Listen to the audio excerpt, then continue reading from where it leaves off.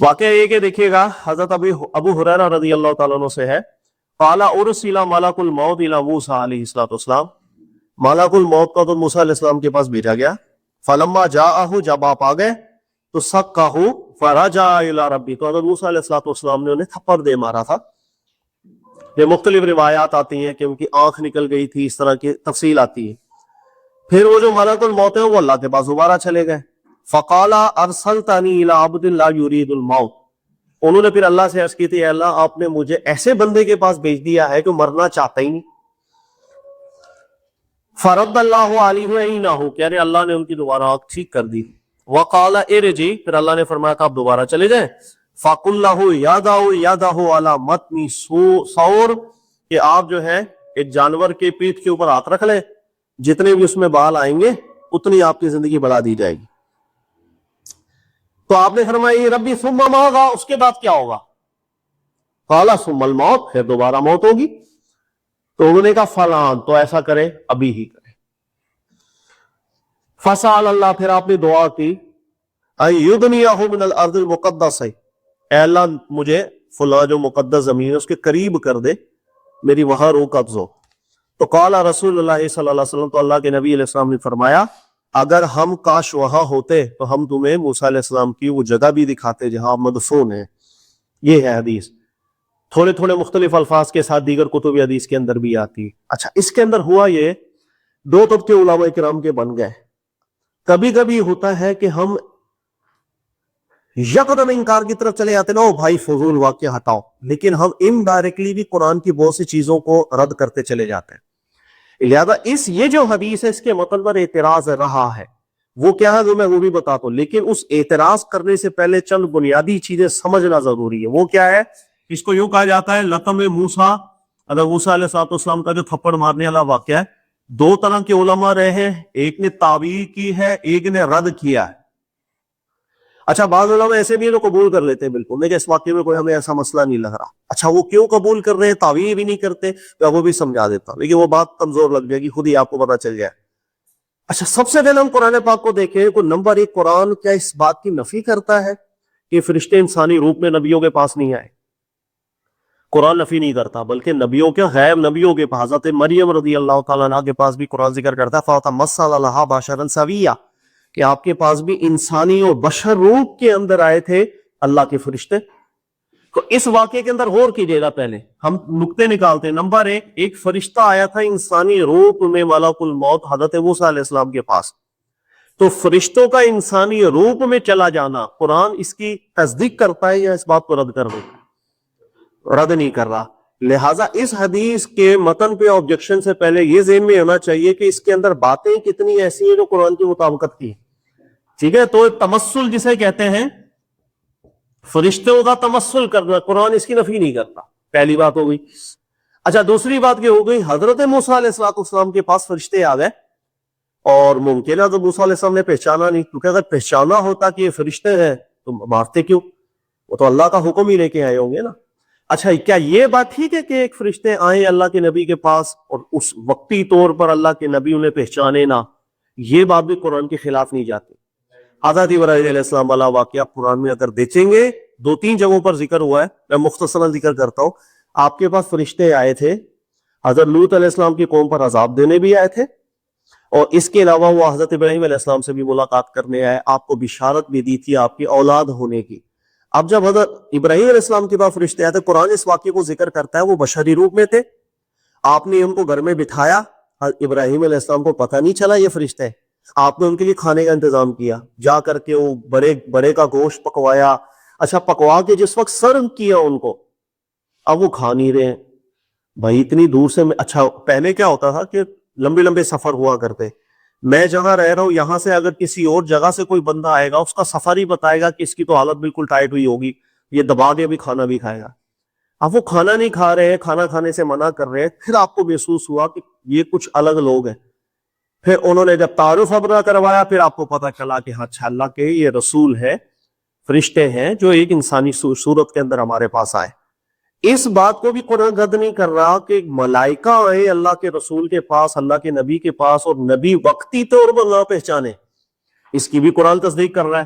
Number دو، اور میں اس کو کیا کروں کہ نہ پہچاننا.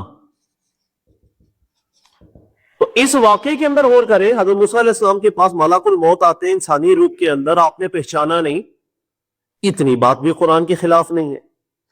تیسرے درجے کے اوپر ہم چلے جائیں کہ ہاں بھائی اب فرشتے آ گئے انسانی روپ میں, حضرت موسیٰ علیہ السلام نے انہیں مارا اور ان کی آنکھ نکل گئی. اب آنکھ نکل گئی, اس کے بے مطلب بن سکتے ہیں عربی کے اندر. پہلا ہم ظاہری مطلب اگر لے لیں, ظاہری مطلب کہ وہ حقیقتاً جیسے آنکھ نکل جاتی ہے, اس بات کو محقق علماء قبول نہیں کرتے. وہ کہتے ہیں کہ اس کا ظاہری معنی یا مراد ہو ہی نہیں سکتا. اس کی وجہ کیا ہے؟ اب ہم قرآن کے واقعے کو دوبارہ دیکھتے ہیں. حضرت ابراہیم علیہ السلام نے جب کھانا سرو کیا ہے, فرشتے کھانا نہیں کھا رہے تھے. کیوں؟ کیونکہ وہ فرشتے ہیں. فرشتے بشر نہیں کہ ان کے انسانی روپ میں آنے سے بشری لوازمات بھی لاحق ہو گئے ان کو. وہ بشر ہی بشری روپ میں تمسل ضرور کیا, لیکن ان کا کھانا نہ کھانا, پانی نہ پینا اس بات پر دلالت کر رہا ہے کہ وہ بشری روپ میں ضرور ہوتے ہیں لیکن بشری تقاضوں کے اندر نہیں آ جاتے. یہ قرآن کہہ رہا تھا. اس واقعے کے اندر یہ بات آ دی کہ اگر موسیٰ علیہ السلام کے پاس وہ فرشتے آئے انسانی روپ میں, قرآن کی مطابقت کی بات. اچھا, انسانی روپ کے اندر آنے کے بعد موسیٰ علیہ السلام نے پہچانا نہیں, یہ بھی قرآن کی مطابقت کی بات. تیسرا یہ ہے کہ مارا آنکھ نکل گئی, بشری عوارضات لاحق ہو رہے, یہاں پرابلم آ جاتا ہے. سمجھ آ رہی ہے؟ یعنی قرآن ایک اصل دے رہا ہے, فرشتے انسانی روپ کے اندر آتے ہیں تو انسانی لوازمات ان کو لاحق نہیں ہوتے. بھوک بھی نہیں لگ رہی, وہ ایک الگ اب جو ان کی طبیعت ہے, جو ان کی فطرت ہے, اسی پر رہتے ہیں, صرف روپ ڈھلتا ہے ان کا. لیکن یہاں واقعہ ذکر کر رہا ہے کہ موسیٰ علیہ السلام نے جب مارا تو آنکھ نکل گئی, یعنی بشری آبادی ذات لاحق ہوگا. اس چیز نے ٹینشن دی تھی کہ بھائی یہ کیا پرابلم ہے. محققین علماء کا سٹینڈ رہا ہے وہ اس کو کبھی بھی ایز اٹ از قبول نہیں کرتے. یعنی یہ مطلب نہیں ہے یہاں اس بات کا کہ مارا اور آنکھ نکل گئی. اس لیے اب ابن حجر عسقلانی کو اس نمبر روایت کی شرح میں پڑھیں گے تو انہوں نے ابن قتیبہ ان کے حوالے سے ذکر کیا ہے. یہ بڑے محقق گزرے, ان کی کتاب بھی ہے ایک باقاعدہ کہ صحیح بخاری اور مسلم وغیرہ کی وہ روایت ہے کہ جو مشکل ہو جاتی ہے جس کو حل کرنا, وہ پھر انہوں نے تعویلات اس کی ہیں. ابن قتیبہ نے بھی ذکر کیا بھائی یہ بات نہیں مانی جا سکتی کہ بشری عوارضات فرشتوں کو لاحق کر دیے جائے, یہ بات قرآن کے مخالف ہو جاتی ہے, لہذا ہمیں تعویل کرنی پڑے گی. اور تعویل کا مطلب یہی ہے کہ ظاہری لفظ یہ متن میں پرابلم ہے. تو انہوں نے ایک تعویل کی کہ عربی کے اندر, اردو میں بھی یہ چلتا ہے بہرحال, کہ ہم لوگ کبھی کبھی ایک مجاز استعمال کرتے ہیں تھپڑ مارنا, تمالچا, اور یہ اس وقت استعمال کرتے ہیں جب میری کسی سے کوئی بحث ہو رہی ہو اور جو دلیل میں جیت جائے تو ہم اکثر کہتے ہیں یار میں نے ایسا علمی تمانچا مارا ہے نا, یہ کہتے ہیں نہیں کہتے علمی تمانچا مارنا, علمی چپیڑ مارنا اگر گلی والے کی لینگویج میں چلے جائے. تو عربی کے اندر بھی یہ چیز ایک مجاز یوز ہوتی ہے کہ بھئی فلاں نے فلاں کو تمانچا مارا. تو ایک تو حقیقت ہے تھپڑ مار دیا, لیکن ایک اس کا ایک محاورہ ہے کہ آپ کی کسی سے ڈسکشن ہو رہی ہے اور کسی نے ایسی کوئی بات کی ہے, ایسی کوئی دلیل لی کہ سامنے والا اس دلیل سے کمزور پڑ گیا, تو اسے کہتے ہیں ایویں تمانچا دینا بس. تو ابن قتیبہ جو ہے وہ اس تعویل کی طرف گئے ہیں کہ یا حقیقتاً معاملہ مراد لیں گے تو ہم قرآن کے خلاف جاتے ہیں, ہمیں واجبی طور پر تعویل کرنی پڑے گی.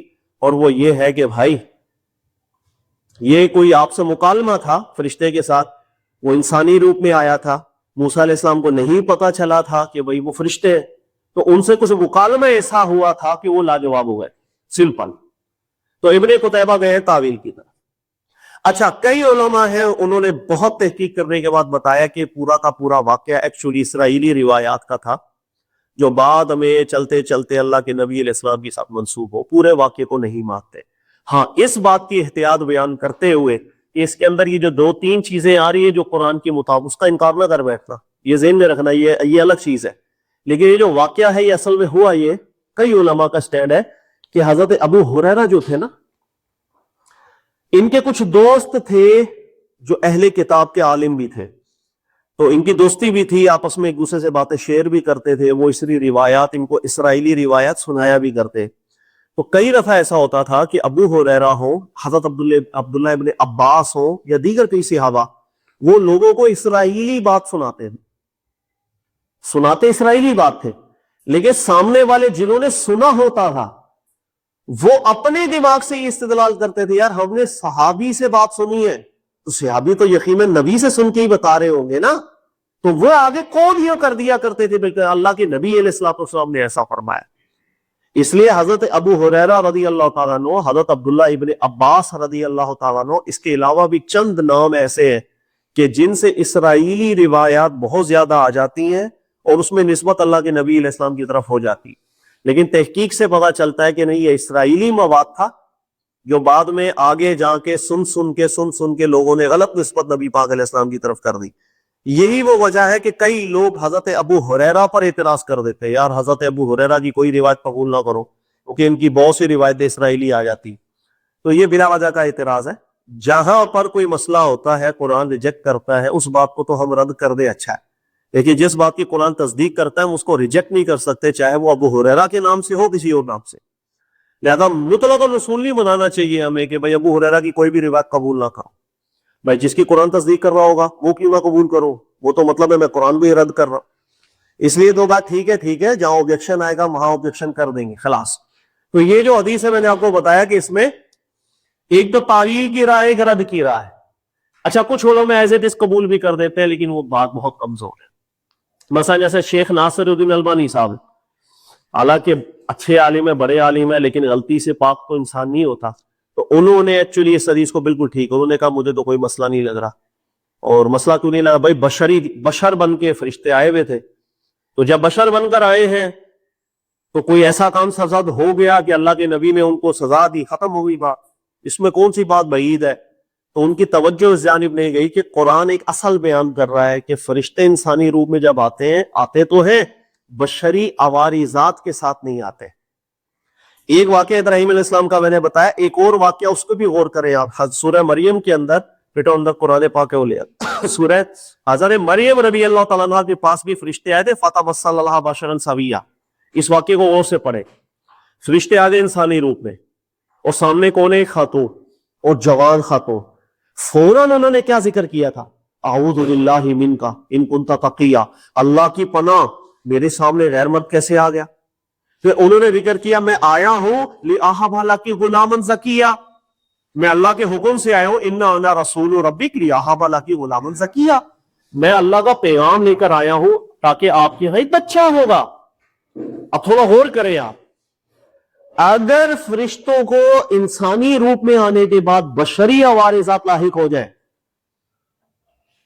تو یہ نازیبہ بات ہوگی کہ ایک خاتون، جوان خاتون کے سامنے تنہائی میں ایک فرشتہ آ گئے، اور وہ بھی جوان ہے، اللہ بیان کرے نا بشرا سویا، بالکل جوان زبردست قسم کا بشر کی روپ کے اندر فرشتہ آ گیا۔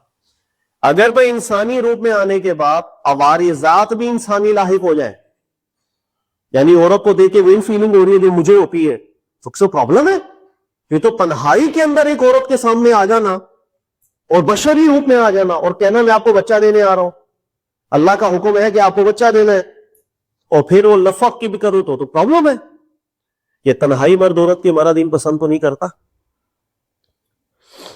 تو یہ دوسری دلیل بھی حضرت مریم والے واقعے کے اندر، اس پہ آپ غور کریں گے کہ فرشتہ جب بشری روپ میں آتا ہے وہ صرف روپ بشری ہوگا، عوارضات بشری راہق نہیں ہوتے۔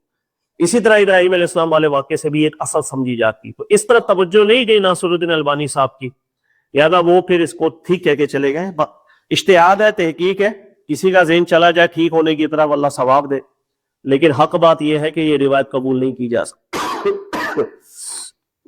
تعویل کرنی ہے تو کر لے جو ابن قتیبہ نے کی، اور اچھی تعویل کی ہے۔ یہ عرب کے اندر اور اردو کے اندر یہ محاورے چلتے ہیں بس۔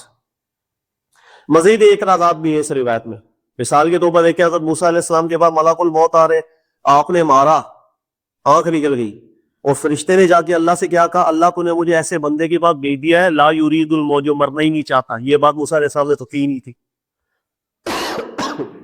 اور یہ ایسی ویسے موسیٰ علیہ السلام نے تو فرمایا نہیں تھا کہ ہم مرنا نہیں چاہتے، بلکہ موت سے کوئی مسئلہ ہی نہیں تھا۔ اگلا واقعہ دلیل بن رہا ہے، یا واپس آئے بھائی آپ کی عمر بڑھا دیں گے، تاکہ اس کے بعد کیا ہوگا؟ موت ہوگی، اچھا ابھی لے لو، بھی جب مرنا ہی ہے ابھی لے لو۔ اس کا مطلب موت سے کوئی پرابلم نہیں تھا۔ تو فرشتے نے اللہ کی بارگاہ میں یہ کیسے کہہ دیا کہ آپ نے مجھے اس نبی کے پاس بھیجا، اللہ وہ مرنا تو چاہتا ہی نہیں؟ تو اس واقعے میں پرابلم اور بھی آ رہی ہے, اس کو رد کر دے تو اچھا ہے. صرف ان 2-3 چیزوں کا احتیاط کر کے جس کی قرآن تصدیق کر رہا ہے کہ فرشتے انسانی روپ میں متوسل ہو سکتے ہیں, نمبر 2, اور یہ نہیں ہو سکتا ہے کہ نبی کے پاس فرشتے آئے تو وہ متوسل ہو, وقتی طور پر نبی پہچان میں سکے, یہ بھی ہو سکتا ہے. موسیٰ علیہ السلام کے بارے میں قرآن مجید میں جیسے کتنی کو تھپڑ مارا تو ان کی بھی انتقال ہو گیا تھا, تھپڑ سے جب مرنا ممکن ہے تو آنکھ کا نکلنا کیوں نہیں؟ اس لیے اب تھوڑا اور کیجیے گا. سب سے پہلے قبطی کو جو تھپڑ مارنے کا ذکر قرآن میں ہے وہ آپ کے نبوت سے پہلے کا واقعہ ہے. قرآن پاک نے یہ ذکر نہیں کیا جب آپ کو اللہ نے کلام سے نوازا, آپ کو نبی بنا دیا, رسول بنا دیا, اس کے بعد یہ واقعہ, یہ ہوا تھا پہلے. اس کو بھی پورا قرآن پاک نے ذکر کیا کہ 2 گروہ آپس میں لڑ رہے تھے, تو آپ جب گئے ہیں لڑائی کو چھڑوانے کے لیے, تو ظاہر ہے جس وقت آپ پھڈا ہو رہا ہو نا کہ 2 بندے لگے ہوئے آپس میں دبا دب, تو آپ چھڑواتے ہیں, تو کسی کو لگی, ضرب لگی, وہ مر گیا. یہاں نہ قتل کرنے کا ارادہ تھا نہ کچھ تھا, لیکن بہرحال ہو گیا.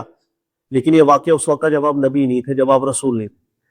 اس کے بعد جب آپ چلے گئے, شہر چھوڑ کے چلے گئے تھے, واپسی جب آ رہے تھے اپنی زوجہ کے ساتھ, پھر اللہ نے آپ سے کلام کیا, آپ کو نبوت ملی, رسالت ملی, اور اس وقت آپ نے اللہ سے عرض بھی کیا, اللہ آپ جس قوم کی طرف مجھے بھیج رہے ہیں اسی قوم کا تو بندہ تھا جو مجھ سے مرا تھا. تو اللہ نے فرمایا کوئی گھبرانے کی بات نہیں, جب کسی کو رسول اللہ بناتے ہیں نا, تو جب تک ان کا مشن پورا نہ ہو اللہ ضمانت دیتے ہیں کہ آپ کو کوئی مار بھی نہیں سکے گا. اللہ نے یہی بات ہی, انما انتم علی الغالب, تمہیں کوئی کچھ نہیں کر سکے گا جب تک میری وہ سٹیج نہیں آ جائے گی یہ میرا بابا ہے. پھر آپ بلا خوف چلے گئے. وہی ہے کہ بادشاہ فرعون, اچھا پھر فرعون کیا کہتا, ضرور یقتل موسیٰ, مجھے چھوڑو میں مار کے آؤں, قتل کر کے آؤں. بادشاہ, سپاہی اس کی, بادشاہت اس کی, پولیس اس کی, لیکن موسیٰ علیہ السلام کو مار نہیں سکا. وہی پر رہ کے تبلیغ کرتے رہے, اللہ نے جان کی حفاظت دے دی تھی آپ کی. ٹھیک ہے, تو کہنے کا مقصد یہ آپ پورا پڑھیں گے پھر آپ کو سمجھ میں آئے گی. اب قبطی کو مارا, قبطی فرشتہ نہیں تھا, انسان ہی تھا, انسان کو مارا, ضرب لگ گئی. یہاں واقعے میں بات چل رہی ہے کہ فرشتہ ہے, وہ فرشتہ انسانی روپ میں آیا ہوا ہے. قرآن ایک اصل دے رہا ہے کہ جب فرشتہ انسانی روپ میں آتا ہے, روپ انسانی ہوتا ہے, لیکن انسانی عوارضات اس کو لاحق نہیں ہوتے. ابراہیم علیہ السلام والے واقعے سے بھی میں نے سمجھایا, حضرت مریم والے واقعے سے بھی سمجھایا, جب انسانی عوارضات لاحق نہیں ہو رہے ہیں تو سوال یہ پیدا ہوا کہ یہاں تو واقعہ کہ مارا اور زخم نکل گیا, آنکھ نکل گئی, اس کے لیے ہمیں ثبوت چاہیے ہوگا. ہم کیا کہاں سے ثبوت لے کر رہے ہیں, قرآن تو نفی کر رہا ہے. پھر حضرت مریم والے واقعے پہ آپ غور کریں کہ ایک عورت اس کے سامنے ایک فرشتہ آ گیا انسانی روپ میں, جوان, تو یہ تو معیوب بات ہو گئی نا. اچھا وہ کہہ بھی رہی ہے حضرت مریم کہ مجھے آج تک کسی نے چھوا بھی نہیں, مجھے کسی نے ٹچ بھی نہیں کیا, وَلَمْ أَكُ بَغِيًّا, نہ میرا کریکٹر خراب ہے نہ میرے کسی نے آج تک چھوا. لیکن پھر بھی ایک جوان سامنے آ گیا. پھر انہوں نے بتایا پریشان مت ہو, میں فرشتہ ہوں, اللہ کی طرف سے آیا ہوں, اللہ کا ایک جو کام میرے سپرد کیا ہوا میں وہ کرنے آیا ہوں, خلاص. پھر آپ کو اطمینان بھی پیدا ہوا کہ بھائی آئے کوئی مسئلہ نہیں, کیونکہ بشری عوارضات لاحق اس کو نہیں ہے. ورنہ تنہائی کے اندر جوان عورت کے سامنے جوان مرد کو میں بھیج دوں, بری بات. اور پھر وہ باتیں جو ان سے یہ کر رہا ہو کہ آپ کو بچہ ہونا ہے, تو وہ معیوب لگے گا نا پھر آپ کو. بشری عوارضات قرآن ثابت نہیں کرتا. یہ ہے وہ پرابلم, یہ ہے وہ علت کہ یہاں پر ایک فرشتہ آیا ہے انسانی روپ میں, اور اس کو مارا تھپڑ, اس کو آنکھ نکل گئی. تو جب اس کو انسانی عوارضات لاحق نہیں ہو رہے تو یہ کیسے ہو رہا ہے؟ بات ہو رہی ہے ابن قتیبہ نے کی, ٹھیک کی, اگر تعویل کر لو تو ٹھیک ہے. ایک علمی مکالمہ ہوا تھا جس کے اندر سامنے والے جواب نہیں دے سکے ہوں گے بس. ورنہ اس واقعے کو رد کرنے سے اب ان 2 چیزوں کی احتیاط کر کے جس کی قرآن تصدیق کرتا ہے.